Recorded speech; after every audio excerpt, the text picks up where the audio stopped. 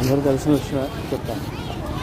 మనకి మోటివేషన్ ఇవ్వడానికి, సలహా ఇవ్వడానికి అయినా సరే ఎవరో ఒకరు లైఫ్లో తప్పనిసరి. మనం ఒంటరిగా ఉన్నాం, మనం సాధించాము, రేపు అనే రోజు సక్సెస్ఫుల్గా లీడ్ చేసేయగలం. లేకపోతే మనకి ఎవరి కేర్ లేదు, మనం ఎవరిని పట్టించుకోం. వాడు చెప్పేదేంటి, వాళ్ళ ముద్దులు నేర్చుకోండి. నాకు తెలుసు ఇలాంటివన్నీ కొన్ని ఆలోచన విధానం గట్రా ఏంటంటే పనికిరాదు. ఎందుకంటే అర్జునుడు అంతటి వాటికి, అర్జునుడు మామూలు వాడికి కాదు, సభ్యసాచి. కృష్ణుడు సహాయం లేకుండా ముందరికి వెళ్ళలేకపోయాడు. అనేక ఆపద నుంచి కృష్ణుడు రక్షించాడు. మోటివేషన్ చెప్పడం అంటే కాదు, ఒక సహాయం ఉండాలని. ఆ సహాయం అన్నది లేకపోతే బహుశా సమ్ టైమ్స్ గమ్యం కూడా